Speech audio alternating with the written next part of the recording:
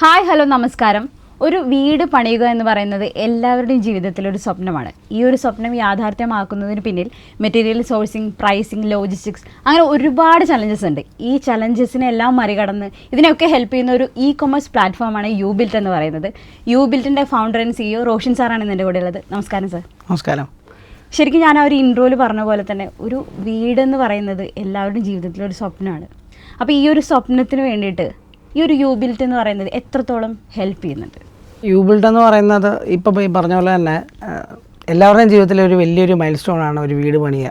അല്ലെങ്കിൽ ഒന്നെങ്കിൽ ഒരു ജനറേഷൻ അല്ലെങ്കിൽ അടുത്തൊരു ജനറേഷൻ, ഏതെങ്കിലും ഒരു ജനറേഷൻ അതിലൂടെ പോകും. അപ്പം ഒരു വ്യക്തിയായിരുന്ന ആയിക്കോട്ടെ, ഒരു കുടുംബമായിക്കോട്ടെ, അവിടെ ലൈഫിൽ ഏറ്റവും ഇമ്പോർട്ടൻ്റ് ഒരു ഫാക്റ്റാണ് വീട് പണിയുക എന്നുള്ളത്. അപ്പം ആ വീട് പണിയിൽ അവളുണ്ടാക്കുന്ന ചലഞ്ചസിനെ ഒരു സൊല്യൂഷനായിട്ട് മാറ്റി അതൊരു കൊമേഴ്സ് പ്ലാറ്റ്ഫോമായിട്ട് ഞങ്ങൾ അത് രൂപീകരിച്ച് അതൊരു സൊല്യൂഷൻ ആക്കുക എന്നുള്ളതാണ് യുബിൽറ്റിൻ്റെ ബേസിക്കായിട്ടൊരു തോട്ട് പ്രോസസ്സ് എന്ന് പറയുന്നത്. അതെ, അത് ശരിക്കും സക്സസ് ആയി എന്ന് വേണമെങ്കിൽ നമുക്ക് പറയാം. അത് നമുക്ക് വഴിയെ അതിൻ്റെ ഓരോ കാര്യങ്ങൾ പറഞ്ഞു തരാൻ നമുക്കത് മനസ്സിലാവും എല്ലാവർക്കും. അപ്പോൾ യുബിൽറ്റ് അതിൻ്റെ ഒരു കേൾക്കുമ്പോൾ തന്നെ നമുക്ക് എന്ന് പറഞ്ഞാൽ ഒരു ഇൻസ്പിറേഷൻ വരുന്നുണ്ട്, ആ ഒരു പേരിനൊരു പിന്നിൽ എന്ന് പറയുന്നത്. അതുപോലെ തന്നെ നമുക്ക് ഒരുപാട് ചലഞ്ചസ് ഉണ്ടാവും. ഒരു കമ്പനി ബിൽഡ് ചെയ്യുക അല്ലെങ്കിൽ ഈ ഒരു പ്ലാറ്റ്ഫോം ബിൽഡ് ചെയ്യുക എന്ന് പറയുമ്പോൾ അതിൻ്റെ ബാക്കിൽ കുറേ ചലഞ്ചസ്. എല്ലാവരും ഒരു ബ്രാൻഡ് പടുത്തുയർത്തുന്നതെന്ന് പറയുന്നത് കുറേ ചലഞ്ചസും സ്ട്രഗിളും ഇതായിട്ടായിരിക്കും. അപ്പോൾ എങ്ങനെയാണ് ആ ഒരു ചലഞ്ചസിനെ കുറിച്ചൊക്കെ ഒന്ന് സാർ പറയാം? യുബിൽറ്റ് എന്ന് പറയുന്നത് ഇപ്പോൾ ആ പേര് കേൾക്കുമ്പോൾ തന്നെ അറിയാം, യു ബിൽഡ്. എല്ലാവരും അത് ആ പേരിൽ തന്നെ ഉണ്ട് അതിൻ്റെ സത്യാവസ്ഥ. നിങ്ങൾക്ക് സ്വന്തമായിട്ട് പണിയാം എന്നുള്ളതാണ് അതിൻ്റെ ഒരു കോർ ആ പേരിനെ സംബന്ധിച്ചിടത്തോളം. ഈ യുബിൽറ്റ് എന്ന് പറയുന്ന ഒരു ഫോം ചെയ്യാനൊരു ജേർണി പറയുകയാണെന്നുണ്ടെങ്കിൽ, ഞാൻ ബേസിക്കലി ഒരു സിവിൽ എഞ്ചിനീയറാണ്. അപ്പോൾ ഈ സിവിൽ എഞ്ചിനീയർ തോട്ട്സ് വന്നത് ആക്ച്വലി എൻ്റെ ഫാദർ ഈ കൺസ്ട്രക്ഷൻ ഫീൽഡിലുള്ള ഒരാളാണ്. അപ്പോൾ എൻ്റെ ഫാദർ അങ്ങനെ കൺസ്ട്രക്ഷൻ ഫീൽഡിലുള്ളപ്പോൾ അദ്ദേഹം ഗൾഫിലായിരുന്നു, ഒമാനിലായിരുന്നു. അപ്പോൾ അവിടെ പുള്ളിക്ക് അന്ന് ഫസ്റ്റ് ടൈമിലൊക്കെ ആദ്യം ഏർലി സ്റ്റേജിലൊക്കെ അവിടെ ഒരു കമ്പനി സ്റ്റാർട്ട് ചെയ്യുക എന്ന് പറയുന്നത് ഭയങ്കര സ്ട്രഗിളാണ് ഗൾഫിലൊക്കെ, നമ്മളിവിടെ നാട്ടിൽ നിന്ന് പോകുന്ന പ്രവാസികളായിട്ടുള്ളവർ. അപ്പോൾ അദ്ദേഹത്തിന് അങ്ങനെ ഒരു കമ്പനി സ്റ്റാർട്ട് ചെയ്യണം. അതിനുവേണ്ടി തൻ്റെ ഫ്രണ്ടിനോട് ഒന്ന് പറഞ്ഞു, എൻ്റെ മോൻ പഠിച്ച് വളരുമ്പോഴത്തേനും ഒരു എഞ്ചിനീയർ ആണെങ്കിൽ എനിക്ക് കമ്പനിയൊക്കെ സ്റ്റാർട്ട് ചെയ്യാമല്ലോ എന്നൊക്കെ പറഞ്ഞു. അപ്പോൾ അങ്ങനെ പുള്ളിയുടെ ഫ്രണ്ട് വന്ന് ഞാൻ 10th കഴിഞ്ഞതിന് ശേഷം ഇങ്ങനെ എന്നോടൊരു സജഷൻ ചോദിച്ചു. ഞാൻ ബേസിക്കലി സത്യം പറഞ്ഞാൽ നേഴ്സിങ്ങിനൊക്കെ പോകണമെന്നായിരുന്നു അന്നത്തെ കാലത്ത് എൻ്റെ ഒരു ആഗ്രഹം. പക്ഷേ എൻ്റെ ഫാദർ അങ്ങനെ ഒരു സജഷൻ ഫ്രണ്ടിനോട് പറഞ്ഞപ്പോൾ, ഫാദറിൻ്റെ ഫ്രണ്ടിനോട് പറഞ്ഞപ്പോൾ അത് കേട്ടപ്പോൾ എനിക്കൊരു സ്പാർക്ക് തോന്നി. അങ്ങനെയാണ് ആക്ച്വലി ഞാൻ സിവിൽ എഞ്ചിനീയറിംഗ് എന്ന് പറയുന്ന ഒരു നോട്ടം അങ്ങോട്ട് തിരിഞ്ഞത്, അല്ലെങ്കിൽ ആ ഫോക്കസിലോട്ട് പോയത്. പിന്നെ ഞാൻ സിവിൽ എഞ്ചിനീയറിംഗ് എടുത്തു, ബിടെക് പോയി. ആ സമയങ്ങളിൽ വെക്കേഷൻ ടൈമിലൊക്കെ ഞാൻ അവിടെ ഗൾഫിൽ പോകുമായിരുന്നു, ഫാദറിനെ കൊണ്ടുപോയിരുന്നു. അപ്പോൾ അവിടെ സത്യം പറഞ്ഞു കഴിഞ്ഞാൽ അങ്ങനെയാണ് ഞാൻ കൺസ്ട്രക്ഷൻ കാണുന്നത്.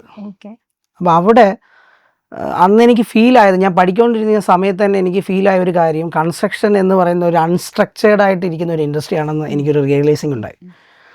ഒന്നിനും ഒരു ക്ലാരിറ്റി ഇല്ല. മെറ്റീരിയൽ പർച്ചേസിങ് ആയിരുന്നാലും, അത് കസ്റ്റമർ കോൺട്രാക്ടറിനോട് സംസാരിക്കുന്നത്, എൻജിനീയറിനോട് സംസാരിക്കുന്നത്, അവർ തമ്മിലുള്ള കോർഡിനേഷൻസ്, ലേബർമാരുമായിട്ടുള്ള സ്ട്രഗ്ലിങ്, ഇതൊരു പ്രോപ്പർ രീതിയല്ല എന്നുള്ളത് ഗൾഫ് നാടുകളിൽ ഞാൻ പോയപ്പോൾ എനിക്ക് മനസ്സിലായി. അത് തിരിച്ച് ഞാൻ പഠിക്കുന്ന സമയത്ത് പല എക്സ്പീരിയൻസും പല ആൾക്കാർ വീട് വെക്കുന്നവരുമായിട്ടൊക്കെ പിന്നെ ഞാൻ ഒത്തിരി ഷെയർ ചെയ്തു. സത്യം പറഞ്ഞാൽ അന്നേരം ഈ നാട്ടിൽ അതിനേക്കാട്ടിലും സ്ട്രഗിളാണെന്ന് എനിക്ക് മനസ്സിലായി.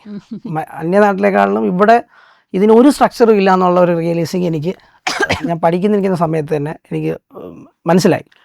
സോ ആ തോട്ട് പ്രോസസ്സാണ്, ഇതിനെ ഒരു സ്ട്രക്ചേർഡ് ഫോം ആക്കണം, ഇതിനൊരു പ്രൊഫഷണലിസം ഭയങ്കരമായിട്ട് കൊണ്ടുവരണം. മറ്റ് ഇൻഡസ്ട്രി പോലെ തന്നെ കൺസ്ട്രക്ഷനെയും ഒരു പ്രൊഫഷണലിസവും ഒരു സ്ട്രക്ചറും കൊണ്ടുവരണം എന്നുള്ളത് ഒരു നീഡാണെന്നുള്ളത് സത്യം പറഞ്ഞാൽ അന്നേ എനിക്ക് മനസ്സിലായി.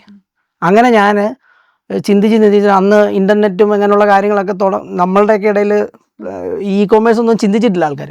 മീൻസ് ചിന്തിച്ചിട്ടില്ല ഇൻ ദ സെൻസ് എസ്റ്റാബ്ലിഷ് ആവുന്നില്ല.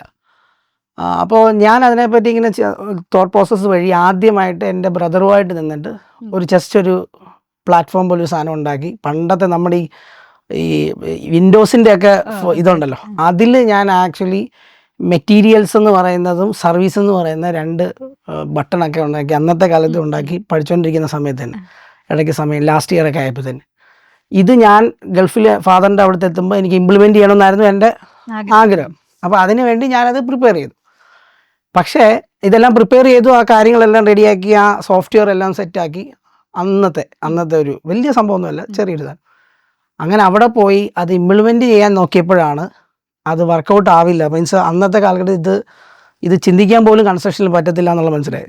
ഒരു ഉദാഹരണം പറഞ്ഞു കഴിഞ്ഞാൽ അറിയാമല്ലോ, സ്വിഗ്ഗിയും സൊമാറ്റോയൊക്കെ ഫുഡ് ആദ്യ കാലഘട്ടത്തിൽ ഓർഡർ ചെയ്യുമ്പോഴത്തേന് പറയും, ഓർഡർ ചെയ്യുന്ന എന്തിനാ, റെസ്റ്റോറൻറ്റിൽ പോയി കഴിച്ചാൽ പോലും എല്ലാവരും, വീട്ടിലുള്ള പേരൻസ് ഉൾപ്പെടെ പറയും ഇത് വരുമ്പോഴത്തേന് തണുത്ത് പോകും, അല്ലെങ്കിൽ ഇത് പ്രശ്നമാണെന്നൊക്കെയുള്ള രീതിയിൽ ഒത്തിരി കാര്യങ്ങൾ പറയും. അതിന് നോ പറഞ്ഞാണ് ആദ്യ കാലഘട്ടം. അതുപോലെ തന്നെ അത് ആ കാലഘട്ടത്തിലും എല്ലാവരും നോയാണ് പറയുന്നത്, ഇത് ഇമ്പോസിബിൾ ആയിട്ടുള്ള കാര്യമാണ്. ബട്ട് എനിക്കത് എവിടെ ഒരു ഇന്നർ ഉണ്ടായിരുന്നു, അത് നടക്കും, ഏതെങ്കിലും ഒരു കാലഘട്ടത്തിൽ ഇത് അക്സെപ്റ്റിലാവും എന്നുള്ളത്. സോ അങ്ങനെ ഞാനത് കീപ്പ് ചെയ്തു. പക്ഷേ ഇത് ഇംപ്ലിമെൻറ്റ് ചെയ്യാൻ എൻ്റെ ഫാദറിൻ്റെ കമ്പനി അല്ലെങ്കിൽ ഫാദറും അല്ലെങ്കിൽ അവരുടെ കമ്പനീസും അവരുടെ പാർട്ട്നേഴ്സും ഒന്നും അത് ഇംപ്ലിമെൻറ്റ് ചെയ്യാൻ ഒരു ചാൻസ് തരുന്നില്ല. അവരെ ഞാനൊരിക്കലും തെറ്റ് പറയത്തില്ല, കാരണം ഇതിനെപ്പറ്റി ഇത് ടെക്നോളജിയാണ്, അന്ന് അത്രയും ഒരു അഡ്വാൻസ് ആയിട്ടില്ല. സോ അതും കൺസ്ട്രക്ഷൻ ഇൻഡസ്ട്രി. പക്ഷേ അത് നടക്കാത്ത പോയതിൽ അങ്ങനെ ഞാൻ വിഷമിച്ചു. പിന്നെ അത് കുറേ നാൾ ഞാൻ എൻ്റെ ഫാദറിൻ്റെ കമ്പനി തന്നെയായിരുന്നു ഫ്രം ദ സ്റ്റാർട്ടിങ്. ഞാൻ വേറെ കമ്പനിയിലൊന്നും വർക്ക് ചെയ്തിട്ടില്ല. അപ്പോൾ അത് ആ കമ്പനിയിൽ നടക്കാതെ പോയപ്പോൾ ഞാൻ ഫാദറിനോട് പറഞ്ഞു, I am going to start my own എന്ന് പറഞ്ഞ് ഞാൻ സ്വന്തമായിട്ട് തന്നെ ഒരു കമ്പനി ആ നാട്ടിൽ എനിക്ക് ഫാദർ ഇട്ട് തന്നു. പിന്നെ ആ കമ്പനിയിൽ ഞാൻ ആഡ് ചെയ്തു, കുറച്ച് എൻ്റെ ഫ്രണ്ട്സിനെയൊക്കെ ഞാൻ ആഡ് ചെയ്തു, കുറച്ച് പാർട്ട്നേഴ്സിനെയൊക്കെ കൊണ്ടുവന്നു. അവരോട് ഞാനിത് ഷെയർ ചെയ്തു. കാരണം എലോൺ അന്നത്തെ സാഹചര്യത്തിൽ സ്വന്തമായിട്ടൊക്കെ കൺസ്ട്രക്ഷൻ കമ്പനിയൊക്കെ അന്യനാട്ടിൽ നിന്ന് സ്റ്റാർട്ട് ചെയ്യുക എന്ന് പറയുന്നത് ഭയങ്കര സ്ട്രഗിളാണ്. സോ അവിടെ അവരുമായിട്ടെല്ലാം ഷെയർ ചെയ്തു, എൻ്റെ വിഷൻ ഇതാണ് ഞാൻ ഉദ്ദേശിക്കുന്നത്, അതിന് വേണ്ടിയിട്ടാണ് ഞാൻ കമ്പനി സ്റ്റാർട്ട് ചെയ്തത്. അൺഫോർച്ചുനേറ്റ്ലി അവർക്കും ഇതിനെപ്പറ്റി ഒരു സപ്പോർട്ട് തരാനോ അല്ലെങ്കിൽ ഒരു ഡെവലപ്മെൻറ്റ് ഉണ്ടാക്കാനോ അവർക്കും പറ്റിയില്ല. അതുകൊണ്ട് തന്നെ ഞാനും അത് സ്ട്രഗിൾ ചെയ്ത് ഒരു ഘട്ടം വന്നപ്പോൾ സത്യം പറഞ്ഞു കഴിഞ്ഞാൽ ഇതിനി നടക്കില്ല എന്നുള്ളൊരു സിറ്റുവേഷൻ വന്നു. എൻ്റെ വിഷൻ നടക്കില്ല, ഇമ്പോസിബിൾ ആണെന്നുള്ളത്. അപ്പോൾ ഇമ്പോസിബിൾ ആണ് എന്നുള്ളൊരു തോട്ട് പ്രോസസ്സ് വരുമ്പം എല്ലാവരും തളരുന്ന പോലെ തന്നെ, ഫെയിൽ ആകുമ്പോഴത്തേന് തളരുന്ന പോലെ ഞാനും അതിൽ തളർന്നു. ആ ഒരു കാലഘട്ടം ആലോചിക്കണം അല്ല, ഇപ്പോഴത്തെ ഒരു സാങ്കേതിക വിദ്യ മുന്നോട്ട് പോകുന്ന കാലഘട്ടമാണ്. പക്ഷെ അന്ന് അങ്ങനെയല്ല. അല്ലല്ല, അന്നെന്ന് പറഞ്ഞു കഴിഞ്ഞാൽ ഈ ടെക്നോളജി ഉണ്ടെന്നുണ്ടെങ്കിൽ ആൾക്കാർ ഉപയോഗിക്കാൻ മടിയുള്ള സമയമാണ്. ഇത് എന്തെങ്കിലും ഫ്രോഡ് തരം അല്ലെങ്കിൽ ഇതിനകത്ത് എന്തെങ്കിലും പ്രശ്നം വരുമോ എന്നൊക്കെ. അതുകൊണ്ട് ഞാൻ എത്ര ശ്രമിച്ചിട്ടും അന്ന് ആൾക്കാർ ഇത് അക്സെപ്റ്റ് ചെയ്യുന്നില്ല. സോ ആ ഹോപ്പ് അവിടെ വെച്ച് പോകും എന്നുള്ളൊരു സിറ്റുവേഷൻ വന്നു. ഓൾറെഡി ഓൾമോസ്റ്റ് ഈ വിഷൻ ഡ്രോപ്പ് ചെയ്യണം എന്നുള്ളൊരു മെൻ്റൽ പ്രഷറിലോട്ടെല്ലാം ഞാൻ വന്നു. ബട്ട് വൺ ഡേ പെട്ടെന്നൊരു ദിവസം ഞാൻ അതെടുത്തങ്ങ് മാറ്റി. എന്നിട്ട് എനിക്ക് വീണ്ടും ഇത് സ്റ്റാർട്ട് ചെയ്യണം എന്നുള്ളൊരു തോട്ട് പ്രോസസ്സിലോട്ട് വീണ്ടും ഞാനത് സ്റ്റാർട്ട് ചെയ്ത് വീണ്ടും ആ കമ്പനി, അതൊരു കൺസ്ട്രക്ഷൻ കമ്പനി തന്നെയാണ്. അത് ആക്ച്വലി അവിടുത്തെ ഒരു പാർട്ട്നേഴ്സുമായിട്ട്, അതായത് നാഷണാലിറ്റിയുമായിട്ട് കൂടുതൽ ഷെയർ ഉള്ളതാണ്. ഞാൻ അതുകൊണ്ട് തന്നെ അവരുടെയാണ് ഡിസിഷൻസ് കൂടുതലും വരുന്നത്. പിന്നെ ഞാൻ പിന്നെയും ഭയങ്കരമായിട്ട് സ്ട്രഗിൾ ചെയ്ത് എൻ്റെ മേജർ ഷെയറിലുള്ള ഒരു കമ്പനി വീണ്ടും ഞാൻ സ്റ്റാർട്ട് ചെയ്തു. ബിക്കോസ് എനിക്ക് ഇതിനകത്ത് കുറേ ഡിസിഷൻസ് കൂടുതൽ എൻ്റെ റിസ്കിൽ എടുക്കണം എന്നുള്ളൊരു ഇതുള്ളതുകൊണ്ട് അങ്ങനെ ആ കമ്പനി സ്റ്റാർട്ട് ചെയ്യാൻ വേണ്ടി ആക്ച്വലി ആ കമ്പനിയാണ് ആക്ച്വലി യൂബിൾട്ടിൻ്റെ ജനനം എന്ന് വേണമെങ്കിൽ പറയാം. ഈ വിഷനിൽ യൂബിൾട്ടിൻ്റെ ജനനം എന്ന് ഒരു ബോണെന്ന് വേണമെങ്കിൽ പറയാം, കമ്പനി ബേസ് പറയുകയാണെങ്കിൽ. ആ കമ്പനി സ്റ്റാർട്ട് ചെയ്തപ്പോഴത്തേന് ആക്ച്വലി ആ കമ്പനി സ്റ്റാർട്ട് ചെയ്തു, എല്ലാവരും ഇതിനെ റിജക്റ്റ് ചെയ്തുള്ളൂ. എൻ്റെ ഒരു അങ്കിളുണ്ട്, അങ്കിൾ മാത്രമാണ്, പുള്ളിക്ക് ഇതിനെപ്പറ്റി ടെക്നോളജിയെ പറ്റി ഒരു വിവരമില്ലാത്ത ഒരാളാണ്. അങ്ങനൊന്നും പക്ഷേ മെൻ്റൽ സപ്പോർട്ട് എൻ്റെ വിഷനെ ഭയങ്കരമായിട്ട് സപ്പോർട്ട് ചെയ്തു. ഐ വിൽ ബി ദെയർ എന്ന് പറഞ്ഞ് അദ്ദേഹം എൻ്റെ കൂടെ ഫസ്റ്റ് സ്റ്റാർട്ട് ചെയ്തു. എൻ്റെ കൂടെ ആ കമ്പനിയിൽ പുള്ളി മാത്രമേ ഉണ്ടായിരുന്നുള്ളൂ ആ കമ്പനിയിൽ. ആ കമ്പനി സ്റ്റാർട്ട് ചെയ്തപ്പോൾ അത് ഈ കൊമേഴ്സ് കമ്പനി ആയിരുന്നോ അതോ ഈ കൺസ്ട്രക്ഷൻ കമ്പനി ആയിരുന്നു. പക്ഷേ ഈ യൂബിൾട്ട് എന്ന് പറയുന്ന വിഷനിൽ അല്ലെങ്കിൽ അതായിരുന്നു ആ കമ്പനി സ്റ്റാർട്ട് ചെയ്യുന്ന ഉദ്ദേശം. അവിടെ അങ്ങനെ ഇ കൊമേഴ്സ് ആയിട്ട് സ്റ്റാർട്ട് ചെയ്യേണ്ട കാര്യമില്ല, കൺസ്ട്രക്ഷൻ കമ്പനി തന്നെ ഇ കൊമേഴ്സ് ആക്ടിവിറ്റി ചെയ്യാം. സോ അങ്ങനെ ആ കമ്പനി സ്റ്റാർട്ട് ചെയ്തു. പിന്നെ എനിക്ക് അതിനകത്തൊരു കോൺഫിഡൻസ് വന്നു, കാരണം ഇത് ഇംപ്ലിമെൻറ്റ് ചെയ്യാനുള്ള കുറേ കാര്യങ്ങൾ ഞാൻ ഓൾറെഡി എൻ്റെ ഓൺ രീതിയിൽ ഞാൻ പ്രിപ്പയർ ചെയ്തു. ആരുടെയും ഡിപ്പെൻഡൻസി ഇല്ലാതെ ഞാനിത് ഡെവലപ്പ് ചെയ്തു. ആ സ്റ്റേജിൽ സത്യം പറഞ്ഞു കഴിഞ്ഞാൽ ഡെവലപ്പ് ചെയ്യേണ്ട സ്റ്റേജ്, ഒരു സ്ട്രാറ്റജിക്കൽ മൂവ് ഒക്കെ ചെയ്യേണ്ട സമയത്ത് ആക്ച്വലി എൻ്റെ പ്രീവിയസ് എക്സ്പീരിയൻസിൽ എനിക്ക് ഒരു സപ്പോർട്ടായിട്ട് നിന്ന ഒരാളുണ്ടായിരുന്നു, അലൻ എന്ന് പറയുന്നത്. അദ്ദേഹത്തോട് ഞാൻ പറഞ്ഞു, ഇതേപോലെ എൻ്റെ ഈ വിഷൻ ഇങ്ങനെ തന്നെ കൊണ്ടുപോകാനാണ് ഈ കമ്പനി സെറ്റ് ചെയ്തേക്കുന്നത്. സോ അദ്ദേഹം എൻ്റെ അടുത്ത് ആ ഒരു സപ്പോർട്ടിന് നിന്നു. Okay Roshan, I will be support that vision. അതിൻ്റെ സ്ട്രാറ്റജി എങ്ങനെ ചെയ്യണം, എങ്ങനെ ഇത് ഓരോന്നായിട്ട് മൂവ് ചെയ്ത് പോകണമെന്നുള്ളത് ഒരു പ്രോപ്പർ രീതിയിലുള്ളൊരു സജഷൻസും കാര്യങ്ങളൊക്കെ അന്ന് മുതൽ തന്നു. അങ്ങനെയാണ് ആക്ച്വലി യൂബിൾട്ട് അവിടെ നിന്ന് സ്റ്റാർട്ട് ചെയ്യുന്നത്. അറൗണ്ട് ഒരു 2018 സത്യം പറഞ്ഞു കഴിഞ്ഞാൽ യൂബിൾട്ടിൻ്റെ ജേർണി മുഴുവനായിട്ട് തുടങ്ങുന്നത്. ഫ്രം ദെയർ 2018 മുതൽ അറൗണ്ട് 2021 വരെ ഫസ്റ്റ് ഡെവലപ്മെൻറ്റ് ഞങ്ങൾ ചെയ്തു. അവിടെ കൺസ്ട്രക്ഷൻ പ്രോജക്റ്റുകളും ചെയ്ത് അതിൻ്റെ സ്ട്രഗിളിലൂടെ, കാരണം ഫണ്ടിങ്ങും അങ്ങനെയുള്ള കാര്യങ്ങളൊന്നുമില്ല, ഇതൊരു പുതിയ ഐഡിയ ആണ്. കൺസ്ട്രക്ഷൻ ഇൻഡസ്ട്രി ആരും സപ്പോർട്ട് ചെയ്തില്ല, നോ വൺ വിൽ സപ്പോർട്ട്. ഇതിൻ്റെ സക്സസ് റേറ്റ് ഇല്ല എന്നെല്ലാം പറഞ്ഞുകൊണ്ട് അന്ന് ഭയങ്കര നെഗറ്റീവ്സായിരുന്നു. പക്ഷേ ഈ സൊല്യൂഷൻ ഇത് ആവശ്യമാണെന്ന് കരുതി അതിനെ ഫോക്കസ് ചെയ്ത് ഭയങ്കര ബുദ്ധിമുട്ടിലൂടെ ഫസ്റ്റ് ഡെവലപ്മെൻറ്റ് ഞങ്ങൾ കഴിഞ്ഞു 2021. അതിന് സത്യം പറഞ്ഞു കഴിഞ്ഞാൽ കോവിഡ് ഒരു ഹെൽപ്പായെന്ന് വേണമെങ്കിൽ പറയാം. കോവിഡ് വന്നപ്പോഴാണ് ആൾക്കാർക്കെല്ലാം ടെക്നോളജി വേണമെന്നൊരു ഉപയോഗം വന്നത്. അത് ഭയങ്കര ഒരു മൂവായിരുന്നു. അപ്പം ആൾക്കാർക്ക് മനസ്സിലായി എനിക്ക് വീട്ടിലിരുന്ന് ഓർഡർ ചെയ്താലും സാധനം വരണം എന്നൊരു തോട്ട് പ്രോസസ്സിലോട്ട് ആൾക്കാരെ അക്സെപ്റ്റ് ചെയ്യാൻ തുടങ്ങി. അല്ല, പലർക്കും കോവിഡ് സമയത്ത് ജോലി പോയപ്പോൾ നിങ്ങൾക്ക് അത് കൂടുതൽ ഹെൽപ്പ് ആയി വേണമെങ്കിൽ പറയാം. 100%. അതായത് കോവിഡ് സമയത്ത് ഒരു ജോലി വെളിയിൽ പോയി, കൺസ്ട്രക്ഷൻ അറിയാലോ, വെളിയിൽ പോയി തന്നെ ചെയ്യണം, വീട്ടിനകത്തിരുന്ന് ചെയ്യാൻ പറ്റത്തില്ല. വെളിയിൽ പോയിരുന്ന് ചെയ്യാൻ പറ്റാത്തൊരു സിറ്റുവേഷൻ വന്നപ്പോഴത്തേന് ഞങ്ങളുടെ ടീം മൊത്തം അതിനുവേണ്ടി ഫോക്കസ് ചെയ്തു. മൊത്തമായിട്ട് അതിനുവേണ്ടി ഫോക്കസ് ചെയ്തു. 21 കോവിഡ് കഴിഞ്ഞപ്പോഴത്തേന് ആക്ച്വലി എന്താ പറയുക, ഓൾമോസ്റ്റ് ഇതിൻ്റെ ഡെവലപ്മെൻറ്റ് 2021 ഞങ്ങൾ ഫസ്റ്റ് ഡെവലപ്മെൻറ്റ് ആപ്പ് റിലീസ് ചെയ്തു. മൊബൈൽ ആപ്പായിട്ടാണ് റിലീസ് ചെയ്തത്. സോ അവിടെ നിന്നാണ് സത്യം പറഞ്ഞു കഴിഞ്ഞാൽ ആ ജേർണി സ്റ്റാർട്ട് ചെയ്തത്.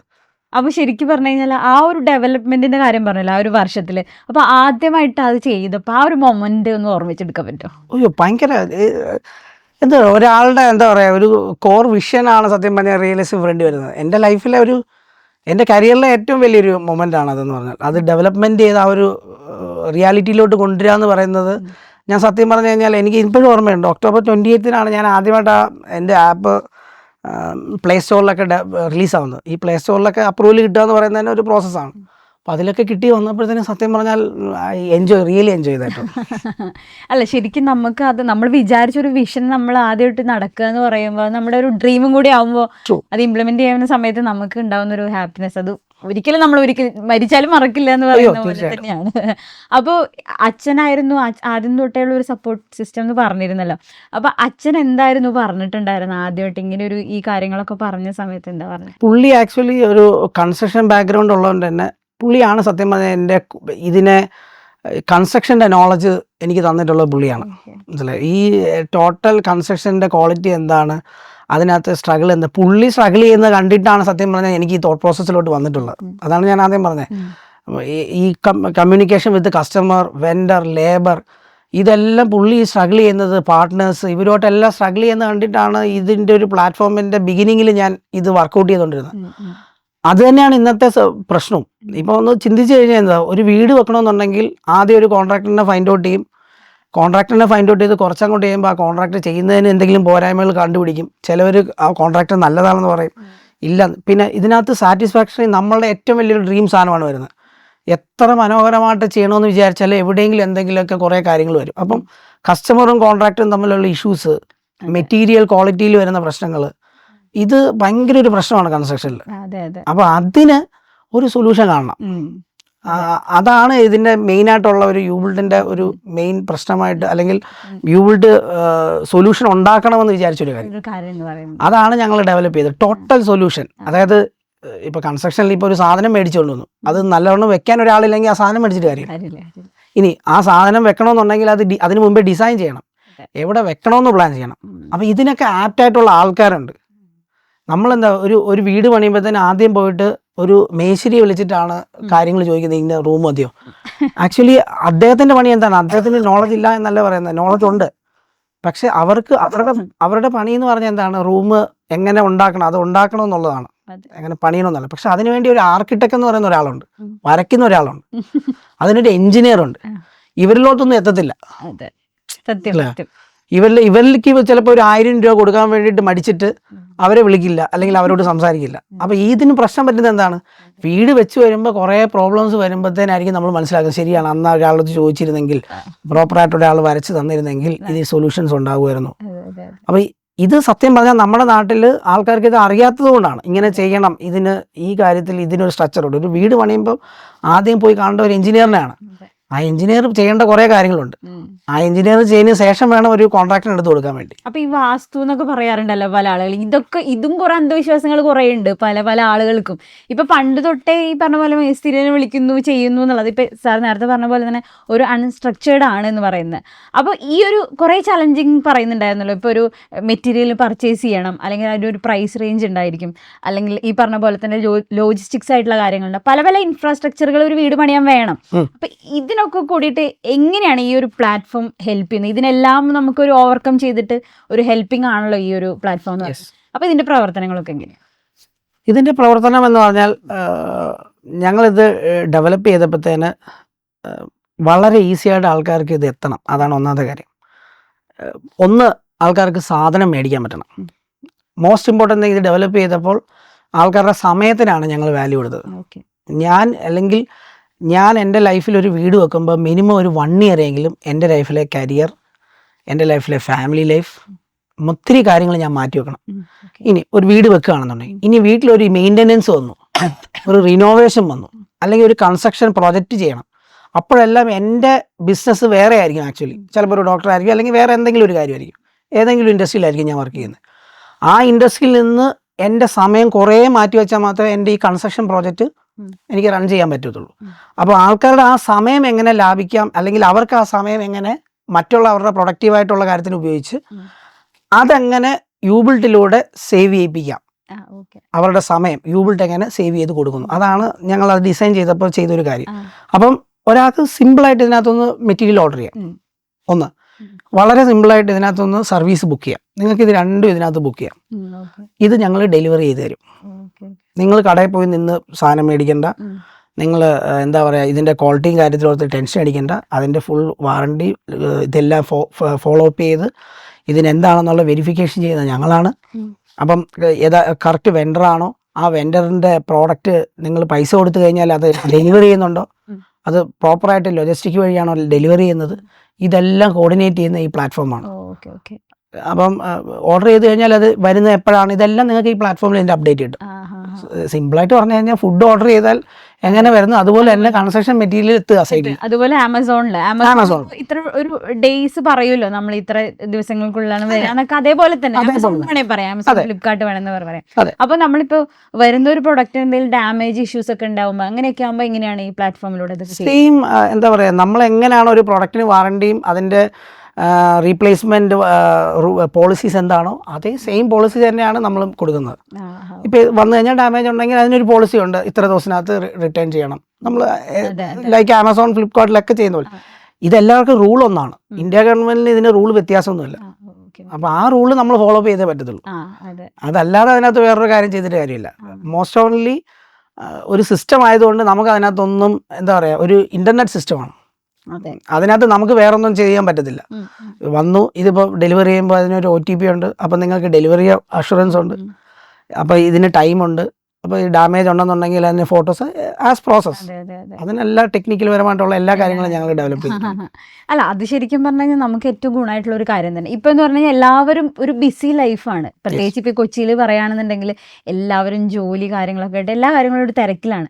അപ്പോൾ അവർക്കൊക്കെ ശരിക്കും പറഞ്ഞാൽ ഭയങ്കരമായിട്ടൊരു ഹെൽപ്പായിരിക്കും. ഒരു വീട് പണിയണമെന്നുണ്ടെന്നുണ്ടെങ്കിൽ എല്ലാ കാര്യങ്ങളും ഒരു കുടക്കീഴിൽ കിട്ടുക എന്ന് പറയുകയാണെങ്കിൽ ഭയങ്കര ഒരു ഹെൽപ്പ് തന്നെയാണ്. അപ്പോൾ ഈ പറഞ്ഞ പോലെ തന്നെ ഈ സാധാരണക്കാർക്ക് കൂടിയിട്ടാണെന്ന് സാറ് നേരത്തെ പറയുന്നുണ്ടായിരുന്നു. അപ്പോൾ അവർക്കും കൂടി ഇത് ഏത് തരത്തിലാണ്? അപ്പോൾ ഞാൻ നോക്കിയപ്പോൾ ഒരു സൈറ്റ് നോക്കിയപ്പോൾ കണ്ടിരുന്നു പല പ്രൈസ് റേഞ്ചിലുള്ള കാര്യങ്ങളുണ്ട്. അപ്പോൾ അതൊക്കെ ആ കാര്യങ്ങളൊക്കെ എങ്ങനെയാണ് സാർ? നമ്മളിത് ഈ പ്ലാറ്റ്ഫോം എന്ന് പറയുന്നത് എല്ലാ കാറ്റഗറി, അതായത് പൈസ എന്ന് പറയുന്നത് ഞങ്ങളല്ല ഡിസൈഡ് ചെയ്യുന്നത്. ഒരു സാധാരണക്കാരന് ആ ആൾക്കാർക്ക് ഏത് റേഞ്ചിലുള്ള സാധനം വേണ്ടതിൽ ചൂസിങ് അവർക്ക് തന്നെ ആ പ്ലാറ്റ്ഫോമിൽ ചൂസ് ചെയ്യാം. ഇപ്പോൾ സിമെൻ്റ് ആണെന്നുണ്ടെങ്കിൽ ഏത് ഗ്രേഡ് സിമെൻ്റ് ആണ് വേണ്ടത്, അതിൻ്റെ പ്രൈസ് ഏതാണ്.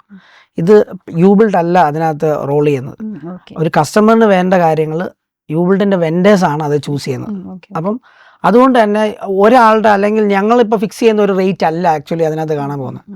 ഇന്ന് മാർക്കറ്റിലുള്ള ഏറ്റവും ബെസ്റ്റ് പ്രൈസും ഉണ്ട്, ഏറ്റവും ഹൈലി പ്രൈസും കാണും, ഏറ്റവും ബെസ്റ്റ് പ്രൈസും കാണും. അപ്പോൾ അതുകൊണ്ട് തന്നെ സത്യം പറഞ്ഞു കഴിഞ്ഞാൽ സാധാരണക്കാരനെ സംബന്ധിച്ചിടത്തോളം ഇനിയും എന്താ പറയുക ടെൻഷൻ അടിക്കേണ്ട കാര്യമില്ല. ഇതിനകത്ത് കയറി കഴിഞ്ഞപ്പം ചില പ്ലാറ്റ്ഫോമുകളിലൊക്കെ കയറുമ്പോഴത്തേനും അയ്യോ കോസ്റ്റ് ചെയ്യും എന്നുള്ള ആ ഒരു ടെൻഷൻ വേണ്ട.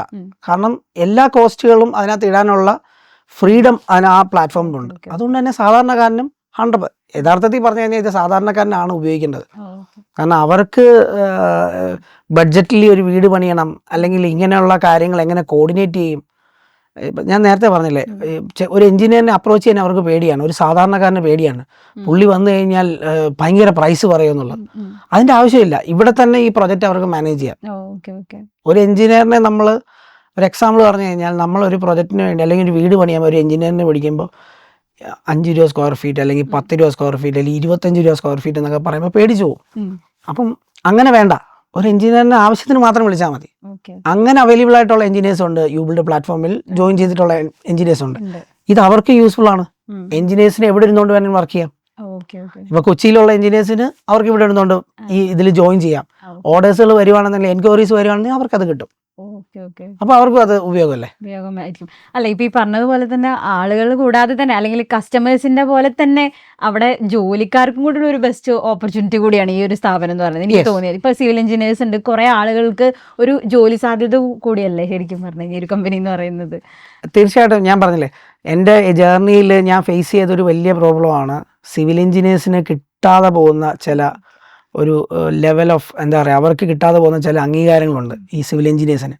മറ്റുള്ള ഇൻഡസ്ട്രിയെ പോലല്ല. സിവിൽ എഞ്ചിനീയേഴ്സ് അവർ സൈറ്റുകളിലാണ് കൂടുതൽ ടൈം എക്സ്പീരിയൻസ് ചെയ്യുന്നത്. അതുകൊണ്ട് തന്നെ അവരുടെ ലുക്കിൽ വിഷമമുണ്ട്, അല്ലെങ്കിൽ അവരുടെ ലുക്ക് അവർക്ക് മെയിൻറ്റെയിൻ ചെയ്യാൻ പറ്റത്തില്ല. അത്രമാത്രം വെയിലത്തും ചൂട്. അപ്പോൾ എല്ലാവരും കാണുന്നതെന്ന് പറഞ്ഞു കഴിഞ്ഞാൽ അവരെ വേറൊരു ഗ്രേഡിലാണ് കാണുന്നത്. പക്ഷെ അങ്ങനല്ല. They are the creators. അവരൊരു ഭയങ്കര ഒരു റോൾ ചെയ്യുന്നവരാണ്. ഒരു സാധനം ഉണ്ടാക്കുന്നവരാണ്, ഒരു ബിൽഡിംഗ് ഉണ്ടാക്കുന്നവർ. അവരുണ്ടാക്കുന്ന ബിൽഡിങ്ങിലാണ് സമാധാനത്തിൽ നമ്മൾ എല്ലാവരും കിടന്നുറങ്ങുന്നത്. മനസ്സിലായോ? അപ്പോൾ അത്ര ഇമ്പോർട്ടൻസ് റോളുള്ളവരാണ്. അപ്പോൾ എനിക്കെന്നും ആ ഒരു ഫീൽഡിലുള്ള പിള്ളേരോട് അല്ലെങ്കിൽ സിവിൽ എഞ്ചിനീയേഴ്സ് ആയിട്ടുള്ളവർ വളരെ പ്രൊഫഷണലിസത്തോട് കൂടെ വർക്ക് ചെയ്യണമെന്ന് ആഗ്രഹിക്കുന്ന ഒരാളാണ്. അതുകൊണ്ട് തന്നെ ഞങ്ങൾ ആക്ച്വലി ഞങ്ങളുടെ പ്ലാറ്റ്ഫോമിൽ ആ സിവിൽ എഞ്ചിനീയേഴ്സിനെ വിളിക്കുന്നത് സൈബർ കൺസ്ട്രക്ഷൻ കൺട്രോളേഴ്സ് എന്നാണ്. ഇങ്ങനത്തെ ഒരു ഡെസിഗ്നേഷൻ ലോകത്ത് തന്നെ ആരും കൊടുത്തിട്ടില്ല. മനസ്സിലായി?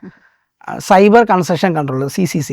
അപ്പോൾ ഈ ഫീൽഡൊക്കെ കൊടുക്കുന്നതിൻ്റെ കാര്യം, ഇപ്പം ഞങ്ങളുടെ എഞ്ചിനീയേഴ്സായിട്ടുള്ള ഫ്രഷേഴ്സായിട്ടുള്ള എഞ്ചിനീയേഴ്സ് 1000 കിലോമീറ്റർ ദൂരെയുള്ള ഓർഡേഴ്സ് വരെ കംപ്ലീറ്റ് ചെയ്തിട്ടുണ്ട്. സോ അവർക്കതൊരു കോൺഫിഡൻറ്റ് ലെവലാണ്.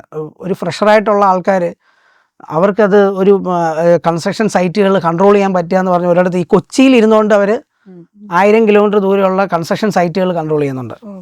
അത് എന്താ പറയുക, ഈ ഒരു പ്ലാറ്റ്ഫോം വെച്ചിട്ട്.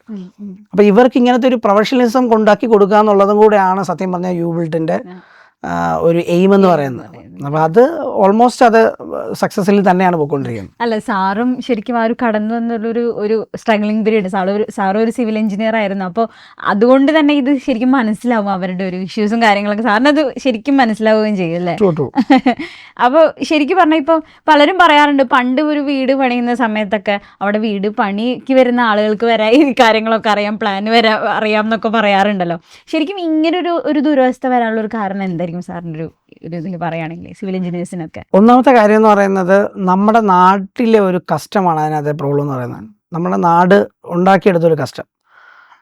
എല്ലാവർക്കും ഇത് ഈ കൺസ്ട്രക്ഷൻ എന്ന് പറയുന്നത് എല്ലാവരും ചിന്തിക്കുന്ന ഒരു കാര്യം, എനിക്കിത് ചെയ്യാൻ പറ്റും എന്നുള്ളതാണ്. തീർച്ചയായിട്ടും അതിനെ ഞാൻ തെറ്റെന്നൊന്നും പറയുന്നില്ല. എല്ലാവർക്കും ഇത് ചെയ്യാൻ പറ്റും. പക്ഷേ അത് ചെയ്യണമെന്നുണ്ടെങ്കിൽ ഒരു രീതിയുണ്ട് കൺസ്ട്രക്ഷൻ.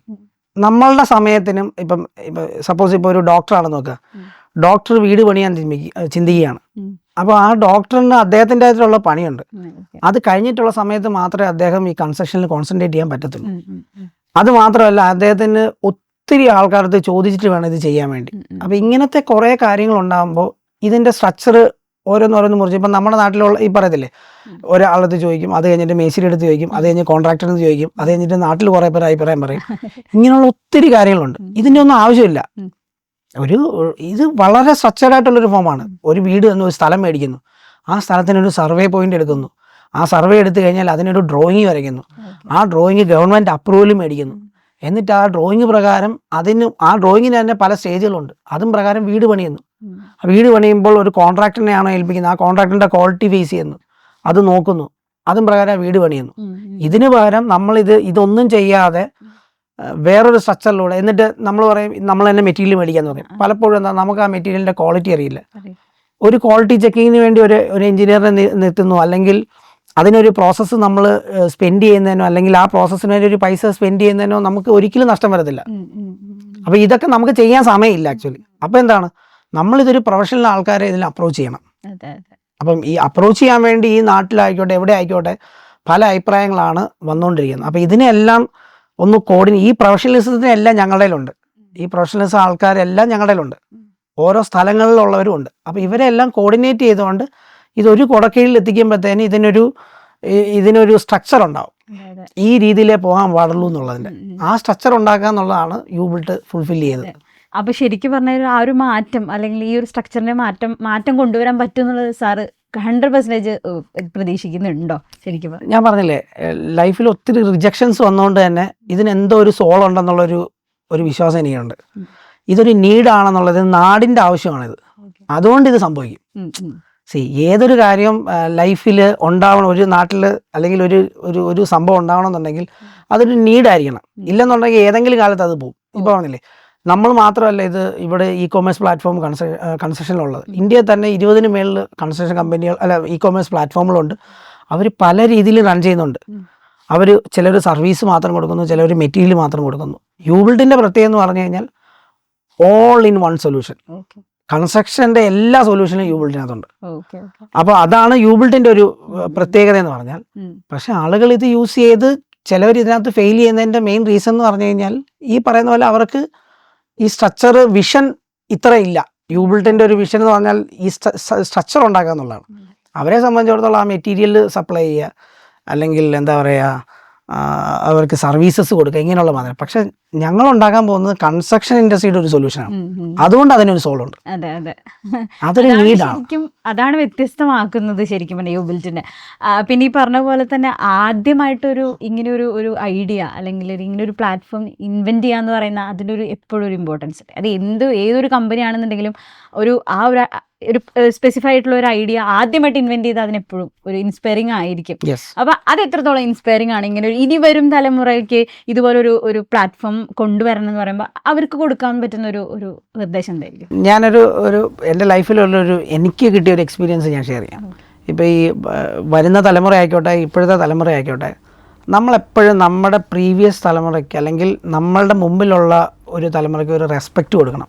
എനിക്കത് കൊടുത്തത് കൊണ്ടാണ് ആക്ച്വലി എനിക്ക് ഈ മുന്നോട്ടുള്ള കുറേ കാര്യങ്ങൾ എനിക്ക് ഡെവലപ്പ് ചെയ്യാൻ പറ്റിയെന്നാണ് എൻ്റെ എക്സ്പീരിയൻസ്. അതിൻ്റെ ഒരു എക്സാമ്പിൾ ഞാൻ പറയാം.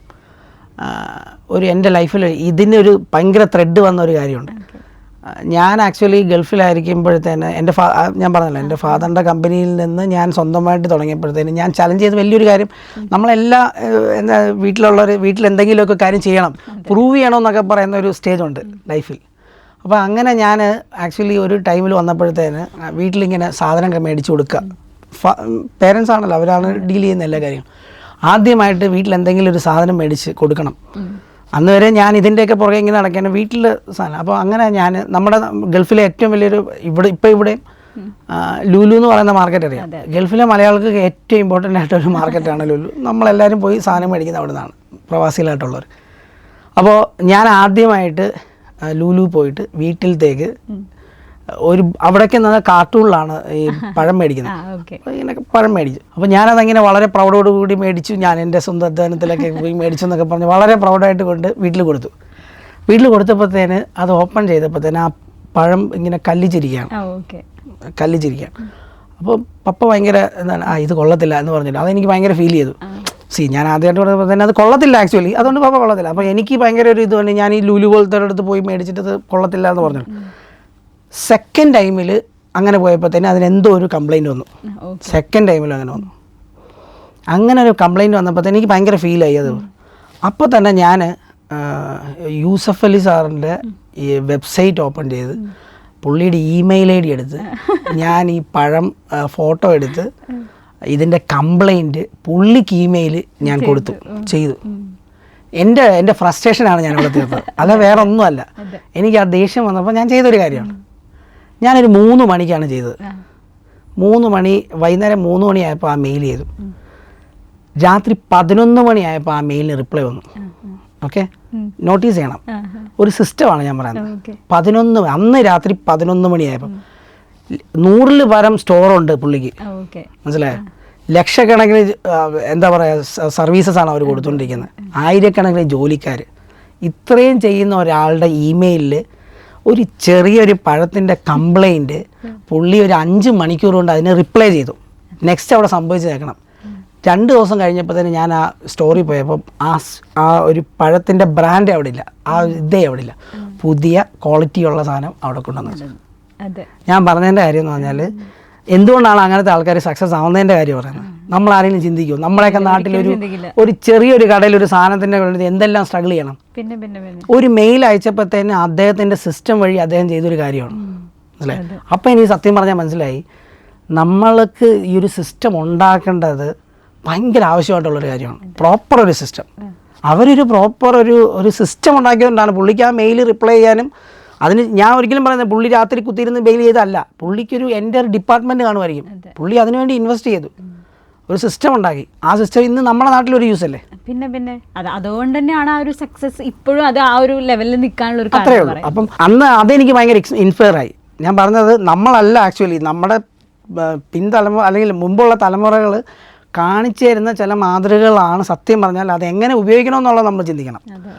അത് അന്ന് പോലെ എനിക്കൊരു ആ സിസ്റ്റത്തോട് എനിക്ക് ഭയങ്കര ഇഷ്ടപ്പെട്ടു. അങ്ങനെയാണ് ഞാൻ ഇത് കുറച്ചുകൂടെ ക്ലാരിറ്റിയോട് കൂടി ഉണ്ടാക്കണം, ഇതൊരു നീഡായിട്ട് മാറ്റണമെന്നുള്ളത് കുറച്ചുകൂടെ ഫോക്കസിങ് വന്നു. അപ്പം എനിക്ക് പറയാനുള്ളതും എന്താ പറയുക, വരുന്ന തലമുറകളോടും അവരുടെ മുമ്പുള്ളവർ എന്ത് ചെയ്തു എന്നുള്ളത് ഒന്ന് വെരിഫൈ ചെയ്തിട്ട് വേണം അവർ മുന്നോട്ടുള്ള ചെയ്യാൻ വേണ്ടി. നമ്മളല്ല എല്ലാം കണ്ടുപിടിച്ചിട്ടുള്ളത്, മുന്നുള്ളവർ കണ്ടുപിടിച്ചതിൻ്റെ ആണ് നമ്മൾ കണ്ടിന്യൂ ചെയ്ത് പോകുന്നത്. അത് ശരിക്കും അതൊരു നമ്മളെല്ലാവരും ഇൻസ്പയർ ചെയ്യേണ്ടതും അല്ലെങ്കിൽ നല്ല മാതൃകയാക്കേണ്ട ഒരു കാര്യം തന്നെയാണ് കേട്ടോ ഈ പറഞ്ഞ ഒരു കാര്യം പറയുന്നത്. അപ്പോൾ ഈ ഗവൺമെൻറ്റിൻ്റെ ഒക്കെ ഒരു സപ്പോർട്ട് എങ്ങനെയാണ് ഈ ഒരു പ്ലാറ്റ്ഫോമിനും എല്ലാ കാര്യങ്ങൾക്കും ഗവൺമെൻറ് സപ്പോർട്ട് എങ്ങനെയാണ്? നിലവിൽ ഇതുവരെ ഗവൺമെൻറ്റിന് സപ്പോർട്ടില്ല. അതിൻ്റെ കാര്യം എന്ന് പറഞ്ഞാൽ ഗവൺമെൻറ്റിന് പോയിട്ട് കൺസ്ട്രക്ഷൻ ഇൻഡസ്ട്രിയിലുള്ളവർക്ക് പോലും ഇതിനെ പറ്റിയുള്ള എന്താ പറയുക ഒരു ബേസിക് ആയിട്ടുള്ള ഒരു സ്ട്രക്ചർ ഫോം ചെയ്യാൻ പറ്റിയിട്ടില്ല. പലരും ഓടി ഒരു 90% എത്തുമ്പോൾ ഡ്രോപ്പ് ചെയ്യുന്നതാണ് എല്ലാവർക്കും പറ്റുന്ന പ്രശ്നം. ഞാൻ പറഞ്ഞല്ലോ ഇതൊരു പ്രൂവ്ഡായിട്ടുള്ള ഒരു ഇൻഡസ്ട്രി അല്ല. അപ്പോൾ അതുകൊണ്ട് തന്നെ ഗവൺമെൻറ് ഇതിനെ 100% സപ്പോർട്ട് ചെയ്യാൻ പറ്റുന്നില്ല. ഞാൻ പലപ്പോഴും പല അപ്രോച്ചുകളും നടത്തി നോക്കി, അവർക്ക് ഈ ലാംഗ്വേജസ് പോലും മനസ്സിലാവുന്നില്ല. But one day it will come. ഇപ്പം ഒരു എക്സാമ്പിൾ പറഞ്ഞു കഴിഞ്ഞാൽ എന്താ നിർമ്മല സീതാരാമൻ ഒരു ഇതിനകത്ത് പറഞ്ഞു, ഒരു സ്റ്റേജ് പ്രസംഗത്തിൽ പറഞ്ഞു, technology one day will come, it will make a system. ഒരു കറപ്ഷൻ ഇല്ലാത്തൊരു സിസ്റ്റം കൊണ്ടുവരും. അത് 100% വന്നുകൊണ്ടിരിക്കുകയല്ലേ, ഓരോന്നിലും നമ്മളുടെ മാറ്റങ്ങൾ വന്നുകൊണ്ടിരിക്കുകയല്ലേ. ഇനി കൺസ്ട്രക്ഷൻ ഇൻഡസ്ട്രിയിലും വരും. അന്ന് യു ബിൽഡ് എന്താണെന്നുള്ളതും അതിൻ്റെ നീഡ് എന്താണെന്നുള്ളതും ഗവൺമെൻറ് മനസ്സിലാക്കും, നാട് മനസ്സിലാക്കും. അതാണ് ഞങ്ങൾ ആ ഒരു ജേർണിയിലോട്ട് പൊയ്ക്കൊണ്ടിരിക്കുകയാണ്. ഞങ്ങൾ ട്രൈ ചെയ്യുന്നുണ്ട് പല കാര്യങ്ങൾക്ക് വേണ്ടി. ഡെഫിനറ്റ്ലി ഇത് ഗവൺമെൻറ്റാണ് അൾട്ടിമേറ്റ്ലി ഇത് സപ്പോർട്ടായിട്ട് വരുന്നത്. ഏതൊരു സാധനവും സ്ട്രക്ചറിലോട്ട് വരുമ്പോഴത്തേന് ഗവൺമെൻറ്റാണ് സപ്പോർട്ട്. ടാക്സേഷൻ പ്രോപ്പറായിട്ട് ഇളകും. ഇപ്പം ഞങ്ങളുടെ സിസ്റ്റത്തിൽ വർക്ക് ചെയ്യുന്നവർക്ക് GST ഉണ്ടാവണം, TCSും TDSും ഇങ്ങനെയുള്ള പല കാര്യങ്ങളും പ്രോപ്പർലി ചെയ്തേ പറ്റുള്ളൂ. അത് ആസ് പെർ റൂൾ വരെ ചെയ്യാൻ പറ്റത്തുള്ളൂ. അപ്പോൾ ഒരു സിസ്റ്റം വരുമ്പോൾ ഇതിനകത്ത് ആൾക്കാർക്ക് ആർക്കും ഒന്നും നോ പറയാൻ പറ്റത്തില്ല. ഇപ്പം ഒരു എക്സാമ്പിൾ പറഞ്ഞു കഴിഞ്ഞാൽ പല ആളുകളും ഇന്ന് ഞങ്ങളുടെ ആദ്യ കാലഘട്ടത്തിൽ ജോലി ചെയ്തവരൊക്കെ ഇന്ന് GST കമ്പനി എടുത്ത് അവർ മുന്നോട്ട് പോയിക്കൊണ്ടിരിക്കുകയാണ്. അപ്പോൾ അത് ഗവൺമെൻറ് സപ്പോർട്ടല്ലേ. അപ്പോൾ അത് പിൽക്കാലത്തും ഗവൺമെൻറ് അത് മനസ്സിലാവും. ആ ജേർണിയിലോട്ട് ഞങ്ങൾ പോയിക്കൊണ്ടിരിക്കുന്നത്. സാർ, ഈ ഒരു ഫ്യൂച്ചർ ഇന്ത്യയെ ഈ യു ബിൽഡ് എങ്ങനെയാണ് സപ്പോർട്ട് ചെയ്യുന്നത്? ആക്ച്വലി ഒരു ലാസ്റ്റ് ഒരു 10 ഇയർ നോക്കിയാൽ വളരെ ഭയങ്കര ഫാസ്റ്റായിട്ട് മാറിക്കൊണ്ടിരിക്കുകയാണ് ഇന്ത്യ. അതുകൊണ്ട് തന്നെയാണ് സത്യം പറഞ്ഞാൽ ഞങ്ങൾ ഗൾഫ് നാടുകളിൽ നിന്നും ഇങ്ങോട്ട് വന്ന് ഓപ്പൺ ചെയ്യാനുള്ളൊരു കാര്യങ്ങളെല്ലാം ഞങ്ങൾ ഇപ്പോൾ ലാസ്റ്റ് 5 ഇയേഴ്സായിട്ട് ഇവിടെ ഓപ്പറേഷൻസ് ഉണ്ട്. അപ്പോൾ ഇതിനൊക്കെ ഒരു പ്രചോദനം തന്നെ ഇന്ത്യ വളരെ ഫാസ്റ്റായിട്ട് വളരെ ടെക്നോളജിപരമായിട്ട് തന്നെ പോയിക്കൊണ്ടിരിക്കുകയാണ്. സോ യു ബിൽഡ് അതിൻ്റെ കൂടെ തന്നെ ട്രാവൽ ചെയ്യുന്നതുകൊണ്ട് കൺസ്ട്രക്ഷൻ ഇൻഡസ്ട്രിയിൽ വാട്ട് ഫ്യൂച്ചർ എന്ന് പറഞ്ഞു കഴിഞ്ഞാൽ അത് ഇന്ത്യ എന്താണ് ഫ്യൂച്ചറിൽ എന്താണ് ഉദ്ദേശിക്കുന്നത് അത് യു ബിൽഡിലും കൊണ്ടുവരാൻ സാധിക്കും. അത് ബേസ്ഡ് ഓൺ ക്വാളിറ്റി, അതിൻ്റെ സിസ്റ്റം, അതിൻ്റെ ഗവൺമെൻറ് ടാക്സേജ്, അതിൻ്റെ പ്രോസസ്സുകൾ, ഇതെല്ലാം ഇപ്പം കെ സ്മാർട്ട് ഇങ്ങനെയുള്ള കാര്യത്തിലൂടെ മാത്രമേ നമുക്ക് അപ്രൂവൽസ് ഒക്കെ എടുക്കാൻ പറ്റത്തുള്ളൂ. സോ അങ്ങനത്തെ ഒരു സിസ്റ്റം തന്നെയാണ് യു ബിൽഡും പ്രിഫർ ചെയ്യുന്നത്. സോ അതുകൊണ്ട് തന്നെ 100% ഫ്യൂച്ചർ ഇന്ത്യയിൽ യു ബിൽഡിന് നല്ലൊരു റോള് കാണും. Definitely we believe that one. അത് ഡെവലപ്മെൻറ്റിലോട്ടേ പോകത്തുള്ളൂ. അത് നമ്മുടെ കൾച്ചറിനെ, വരാൻ പോകുന്ന തലമുറകളെ കൺസ്ട്രക്ഷനിൽ കൾച്ചറിനെ കുറച്ചുകൂടെ ബെനിഫിറ്റ് ആയിട്ട് ഡെവലപ്പ് ചെയ്യും. അതാണ് ഫ്യൂച്ചർ ഇന്ത്യ കൺസ്ട്രക്ഷൻ റോഡ്. അപ്പോൾ എന്തായാലും സൊസൈറ്റിയിലെ ഒരു കൺസ്ട്രക്ഷനൊക്കെ എന്തായാലും നല്ലൊരു സ്ട്രക്ചേർഡ് ആവട്ടെ. അതുപോലെ തന്നെ ഈ ഒരു യൂബിൽറ്റ് ഇനി ഒരു വരും തലമുറയ്ക്ക് ഒരു മാതൃകയാവട്ടെ എന്ന് ഞാൻ ആശംസിക്കുകയാണ്. വളരെയധികം നന്ദി sir. Thank you very much. Thank you.